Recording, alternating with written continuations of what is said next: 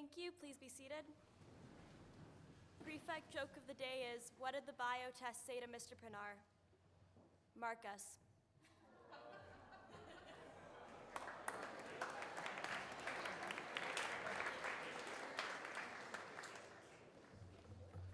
Now it's getting personal. Good morning, everyone.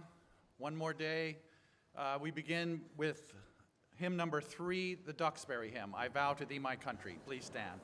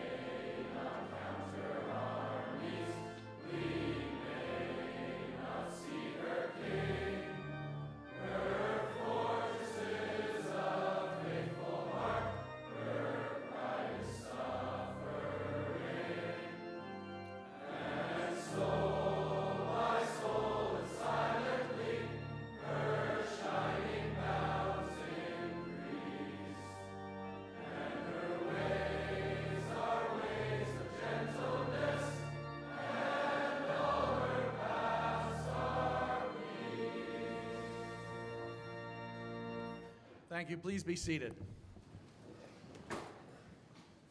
So this is a very busy place. There's been so much going on. There's been so many house presentations and wonderful speakers.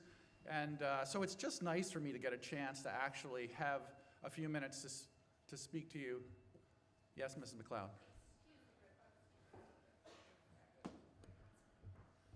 I haven't really had a chance to say much lately.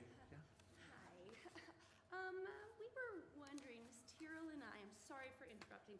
We were wondering if we could just talk to the students really quick before.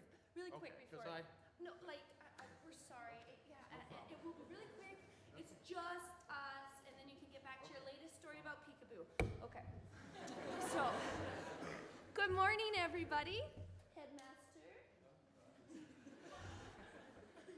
So during the month of December, we had several students that participated in the Cowichan Music Festival. So if you were one of those dancers or singers or musicians, if you could come up right now to the front, if you performed during the Cowichan Music Festival.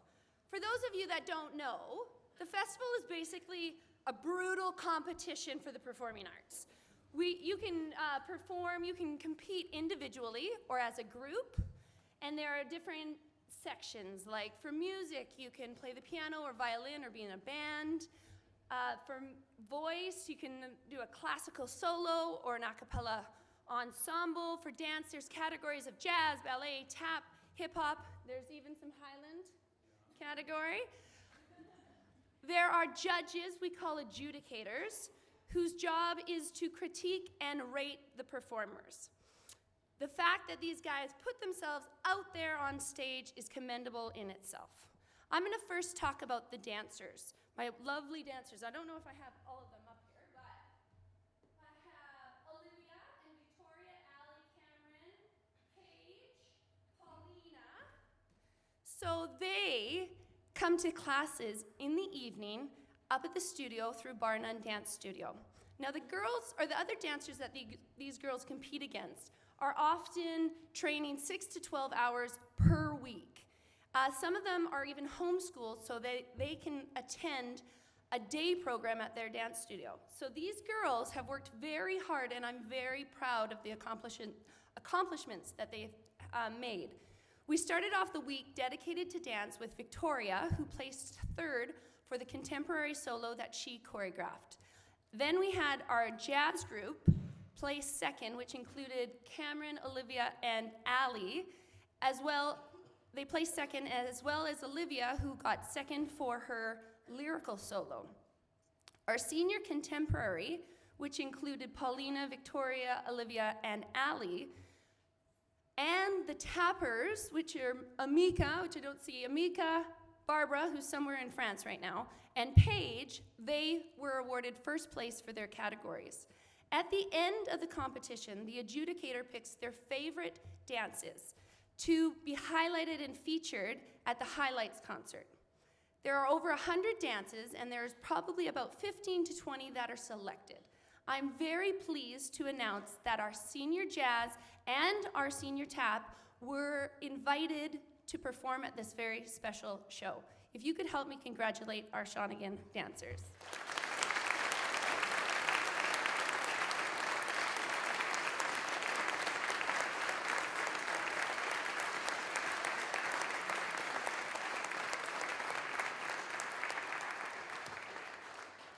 You will also see up here some faces of some of our singers, and these are the students that participated in the musical theater section of the music festival. There are 3 categories in the music theater section: classic musicals written prior to 1980, modern musicals written after 1980, and then an own choice class where you can do a second musical choice from one of those 2 categories. So Kevin, Cameron, Amelia, Daniela, and Abby were all participants this year in the musical theater division. Abby received an honorable mention from the adjudicator for her energy and enthusiasm on stage. Cameron received a 3rd place in the one class that she went into. And then Amelia McIntosh won a 1st place in one of her classes, 2nd place in the other 2 classes, and was invited to sing at the Highlights concert, which just happened last night. And she won a cash award and was also invited to participate as a runner-up, essentially, at the Provincial Festival in Kamloops in late May. So I want you to help me, please, in congratulating all the singers.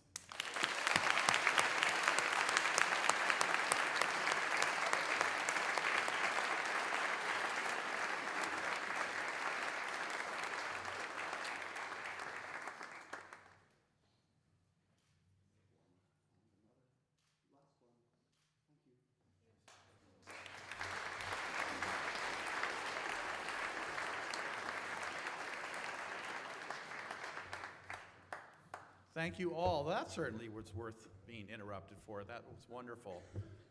And again, just the inspiration of people getting out there and doing their thing. But it is good to just have a few minutes this morning to share a few ideas and thoughts with you. Il y a juste une petite chose qu'il faut dire. Okay, Mr. Klassen, sure. D'accord. Absolutely, why not? Désolé. Si les amis du Québec peuvent venir ici rapidement, ça sera vite. It'll be very fast. It's Canada's 150th birthday this year. To launch this idea of a country 150 years ago meant bringing a lot of different people together. And we brought 3 students from Quebec, from Montreal, from Collège Brébeuf, to spend a week with us. So I'm going to let Misha speak on behalf of the group, and I should actually introduce Sandrine and Olivier. So, Misha. Hello, everybody. It is with great honor and pleasure that I stand before you this morning. My name is Misha, this is Sandrine, and that's Olivier. We're exchange students from Collège Jean Brébeuf in Montreal, Quebec. We've been here about a week or so, like Mr. Klassen said. I stayed in Ripley's with Jojo, Sandrine at Strathcona with Ali, and Olivier at Copeman's with Jacob. We thoroughly enjoyed our stay at Shawnigan, as we had the opportunity to meet many new people, visit Vancouver and Victoria, and participate in the day-to-day life that most of you call your routine. You have all been extremely kind to us, during our stay, and we plan on returning the favor in May when the 3 Shawnigan students visit us in Montreal. On that note, we would like to conclude by thanking those who made this possible, your headmaster, Mr. Robertson, and Mr. Klassen, by offering them a symbol of our gratitude.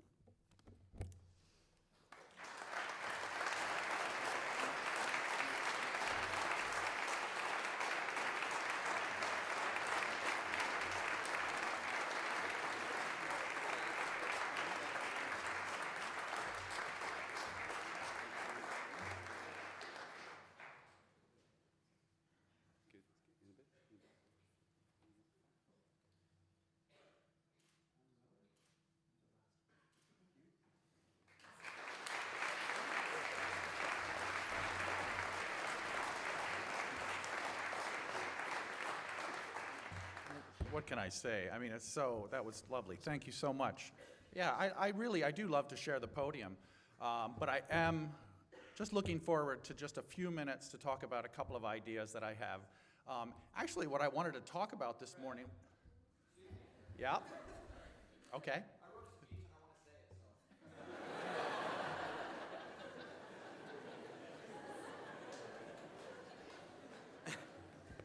Thank you. I'm not going to curtsy or speak French, though. So. Last week, the female varsity hockey team flew to Calgary for their playoffs. They made the finals and they placed second, but many of you already know that.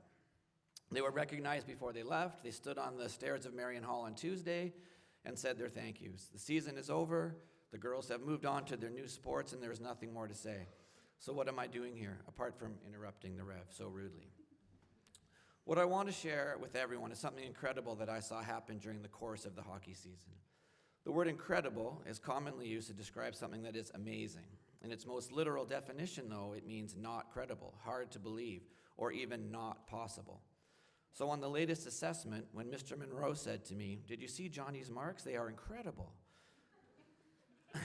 My first thought was, awesome, Johnny achieved some great marks. Knowing, however, that Mr. Monroe, a noted wordsmith and master of the English language, was probably using the word in its most literal way, my next sinking thought was, oh no, Johnny hacked Shawnette. And he's forged a set of grades. Dean's dinner and honor roll? Johnny, why not at least make some realistic grades? In the end, Mr. Monroe was using the word incredible the way I want to use it, to describe something remarkable or awe-inspiring. Like I said, I witnessed something and learned something this year that was incredible. I grew up in Ontario and lived right across the street from the rink at Ridley College. My dad was a teacher and he coached hockey, and I played my whole life. After high school, though, I moved out to BC and left my skates at home. I went close to 30 years without skating. Then I heard they were building a rink here at Shawnigan, and I thought how exciting it would be for me to get involved with the hockey program. Mr. Robertson agreed to let me help with the female team, and I was over the moon. That was last spring. As the summer neared its end, though, I realized I was about to skate for the first time in 30 years with some amazing players and coaches who actually knew what they were doing. My excitement turned to what else? Fear. I started out pretty rusty, but by the season's end, I could beat all of the girls on the team in a race. Since I am the only one up here talking, that is now a true fact and definitely not a lie. I know that some of you are thinking right now, wait a minute, is that really true? The truthful answer is yes, it is true. Johnny got deans and honors. 7 months after that season began, it came to an end with a difficult loss. Fear was something that our team had to deal with all year long. It seemed that whenever the stakes were at the highest, a full home rink, many parents in the crowd, a very important league game, the team would come out with a poor performance. After a home loss early in the year, our coach, Carly, talked to the team about her 2 biggest fears, the dark and clowns. She explained how everyone has fears, and fear is okay, but none of them in that room should be scared of hockey. It is, after all, what they love to do.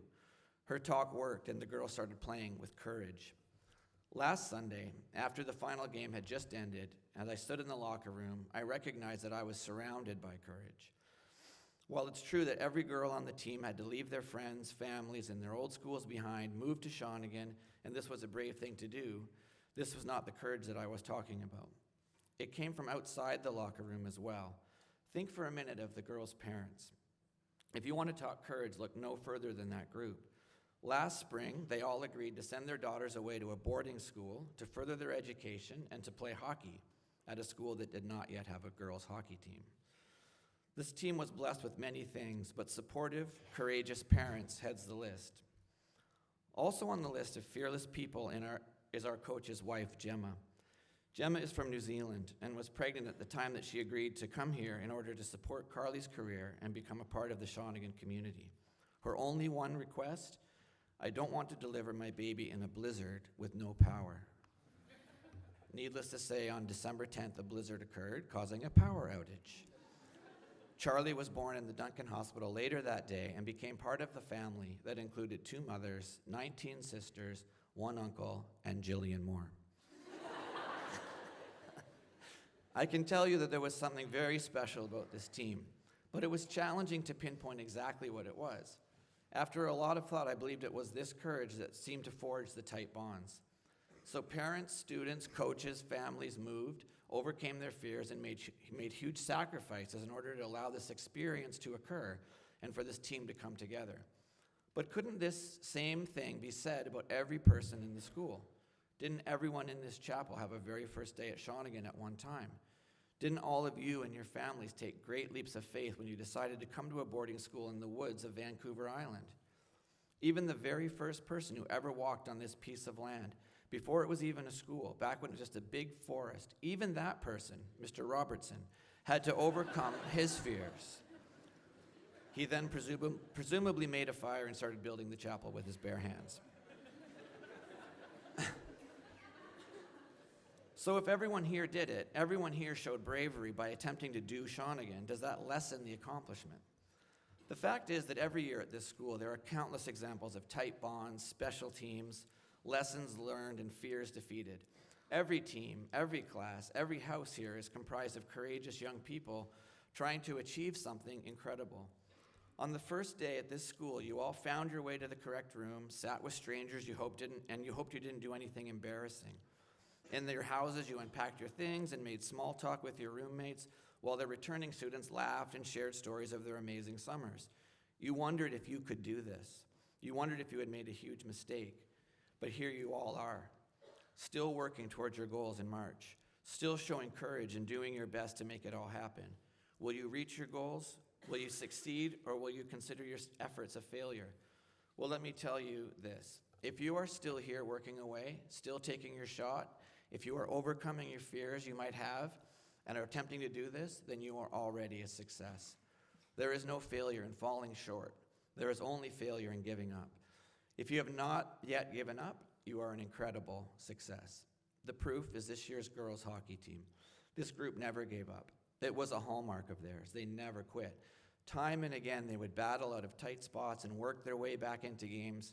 Yes, they fell short of their big goal of winning a championship. But no one involved in that team in any way would consider the year anything short of a huge success.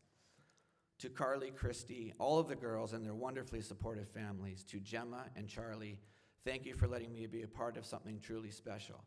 And I want to say to them, to the girls on the team, just in case they don't already know it, you are all champions. You are all incredible. Thank you.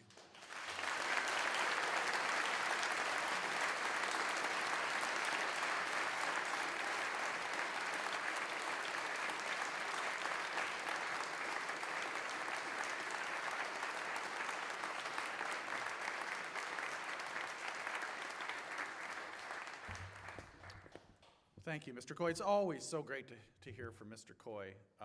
And thank you for bringing that kind of experience to all of us this morning. The way you presented it to us, it was we were in the arena with you. Thank you.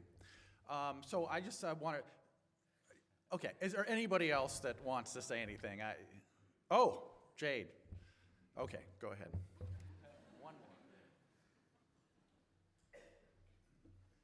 Sorry, Mr. Holland, I'm sure what you have to say is very important, but I think the students need to know before spring break that on April 1st, which is the first Saturday back from spring break, there will be the Spring Fling dance.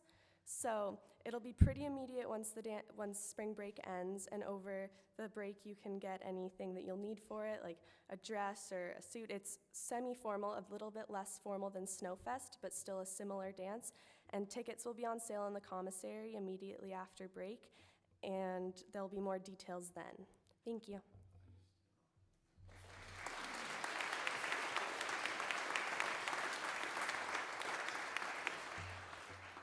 Thank you. That is important. Thank you, Jade.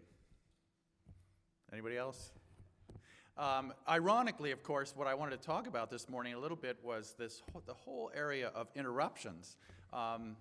Because, you know, we live in such a busy place that it's sometimes hard to avoid interrupting one another. And I really have a hard time with interruptions for some reason. But I'm starting to understand that interruptions really are an inevitable part of living in a busy community. I read a researcher the other day that said the average person at work is interrupted 50 times a day, and about 70% of those interruptions have nothing to do with work. So I think also that interruptions are just inevitably the way that we relate to one another. We just sometimes need to talk to each other, and if we're busy doing something else or talking to someone else, well, we just have to learn how to negotiate that. But what I've really come to learn is that oftentimes the interruptions are, in fact, as is a case this morning, in some ways more important and more interesting maybe than what you had planned in the first place. So I'll share this quote with you from a Dutch priest and writer on spirituality, Henry Nouwen. This is what he says. "A few years ago, I met an old professor at the University of Notre Dame. Looking back on his long life of teaching, he said with a funny wrinkle in his eye, 'I've always been complaining that my work was constantly interrupted until I slowly discovered that my interruptions were my work.'" And now it goes on to say, "That is the great conversion in life, to recognize and believe that the many unexpected events are not just disturbing interruptions of our projects, but the way in which God molds our hearts." I think that's a nice thought for this morning. Quick announcement from me about a project that Mr. Custers and Ms. Conroy are involved in with Cohaman Elementary School. It's a First Nations school near Duncan. And it's a very important place for the First Nations community in the Cowichan Valley. They do a lot of amazing things. So the most recent amazing thing they've done is that they've created what's called a maker space, a place where kids can just be creative. And one of the things they would like to have is some Lego. So how many people have Lego at home in boxes that you had as kids? A lot of you. So the question is, are you willing to give up a bit of that Lego for a very important cause? So as you're home, if you think about this, and I urge you to think about it at some point, think, oh, Lego. If you're willing to give up a bit of that Lego and bring it back, I suspect that as a group we could probably amass a fairly significant amount of Lego to take to Coenham School. So a little project for us for the break. That's all I have, actually. Thank you all. Have a really wonderful holiday. You all deserve a good break. Be safe, get lots of rest, and come back rejuvenated. And our final hymn is hymn number 8, "I Hear Thy Welcome Voice," the Ripley's House hymn. Please stand.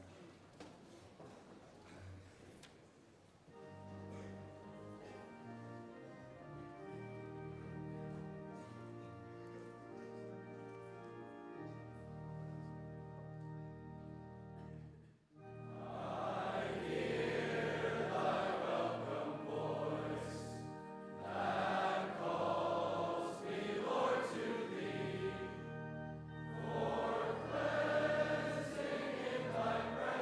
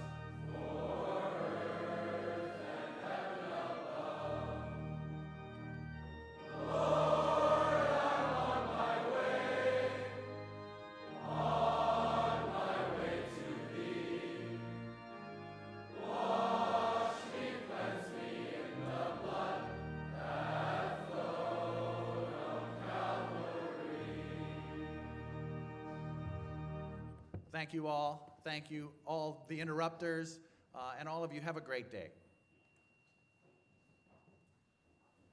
Thank you, everyone who added some element to this morning. Again, yet another example of why our gatherings in this special building are so important to us. I'll have another word to say goodbye to you for the spring break. I'll have another chance to do that in the next couple of days.